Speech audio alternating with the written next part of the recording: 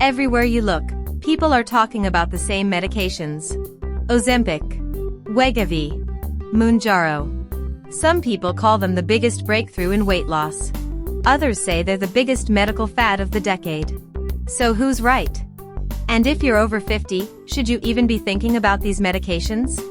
Or is healthy eating and regular exercise still the better path? The answer isn't nearly as simple as social media makes it seem. So stay with me until the end. Because today we're separating science from hype, and answering the questions most people are afraid to ask. Let's start with one of the biggest myths. Ozempic burns fat. Actually, it doesn't. Neither Ozempic, Wegovy, nor Mounjaro melts body fat. That's not how these medications work. To understand what they really do, imagine a typical day.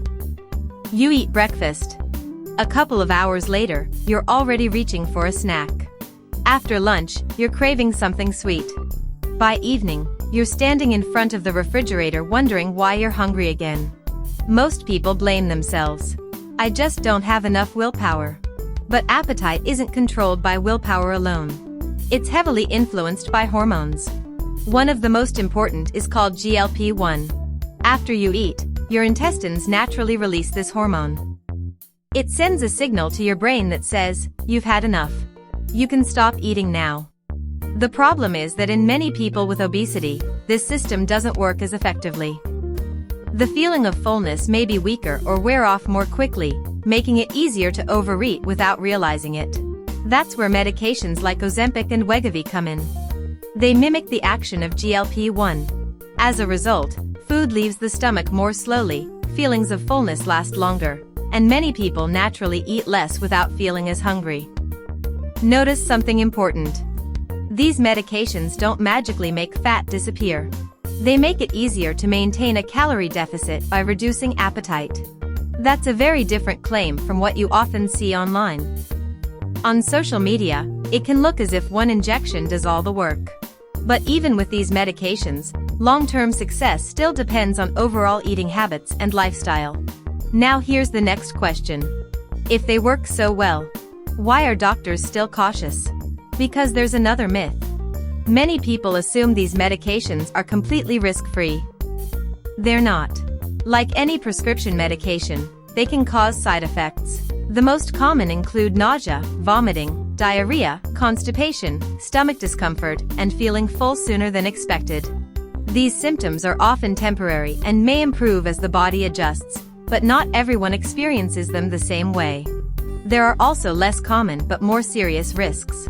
That's one reason these medications should always be prescribed and monitored by a qualified healthcare professional. This becomes especially important after age 50. By this stage of life, many people are already managing conditions such as high blood pressure, heart disease, kidney disease, gallbladder problems, or type 2 diabetes. All of these factors can influence whether a particular medication is appropriate. But there's one issue that gets far less attention. In fact, it may be one of the most important questions of all. When people lose a significant amount of weight, what exactly are they losing? Most people immediately answer, fat. And yes, that's part of the story. But it's not the whole story. Because sometimes, weight loss includes something you definitely don't want to lose. When people lose weight, what are they actually losing? Most people would say, body fat. And yes, that's certainly part of it. But it's not the whole picture. When someone loses weight quickly, especially after the age of 50, they can lose not only fat, but also muscle. And that's a much bigger issue than many people realize. Imagine two people who each lose 30 pounds. The scale shows the same result. But one person lost mostly body fat.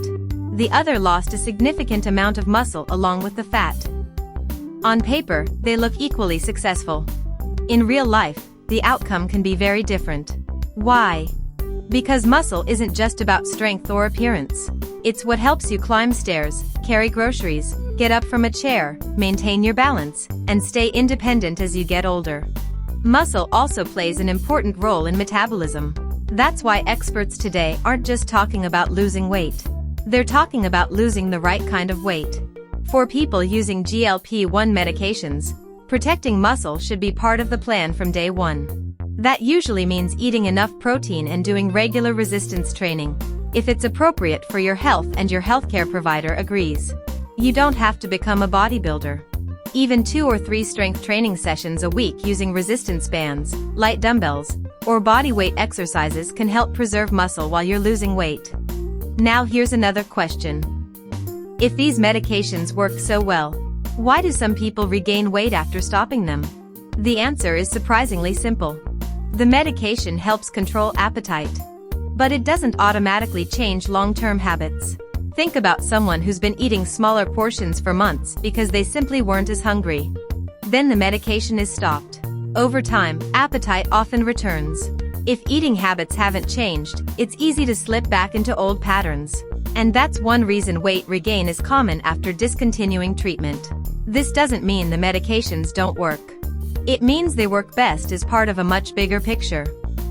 That's why medical guidelines don't recommend medication by itself. They recommend combining it with balanced nutrition, regular physical activity, quality sleep, and sustainable lifestyle changes. You've probably seen videos claiming, "Forget Ozempic. This natural food works just as well." Unfortunately, that's simply not supported by good scientific evidence. Apple cider vinegar, lemon water, ginger, cinnamon, green coffee, countless supplements. None of these work like GLP-1 medications. Can some foods help you feel fuller? Absolutely. Meals that include plenty of protein and fiber can make it easier to manage your appetite. But that's not the same thing as mimicking GLP-1. They're completely different mechanisms. That's why it's so important to separate scientific evidence from marketing claims. And now let's answer the biggest question of all. Should people over 50 consider these medications? There's no one-size-fits-all answer. For people living with obesity, or those who are overweight and also have weight-related medical conditions, these medications can be an effective option when prescribed by a healthcare professional. They've helped many people lose significant amounts of weight and improve important health outcomes. But they're not designed for someone who simply wants to lose a few pounds before a vacation. These are prescription medications, not cosmetic products. And they deserve the same careful consideration as any other long-term treatment. If there's one message I'd like you to remember from this video, it's this: modern medicine has made remarkable progress. Today, doctors have treatment options that simply didn't exist a decade ago. For many people, these medications can reduce the risk of type 2 diabetes, improve blood sugar control, lower the risk of certain cardiovascular complications, and make long-term weight management more achievable when used appropriately. But even the most effective medication can't replace everyday habits. No injection can teach you how to build a balanced plate. It can't take a walk for you. It can't improve your sleep. And it can't eliminate chronic stress. Those are still the foundations of long-term health. So if you're thinking about weight loss medication, don't start with social media. Don't start with celebrity success stories. Start with a conversation with your healthcare provider. Talk about the potential benefits, the possible risks, whether you're actually a good candidate, and what a realistic long-term plan should look like. Because the best weight loss strategy isn't the fastest one. It's the one that's safe, sustainable, and helps you stay healthier for years to come. If you found this video helpful, save it so you can watch it again later. Share it with someone who's trying to decide whether these medications are right for them. And don't forget to subscribe. Every week, we share practical, science-based advice to help you stay healthy, active, and independent after 50.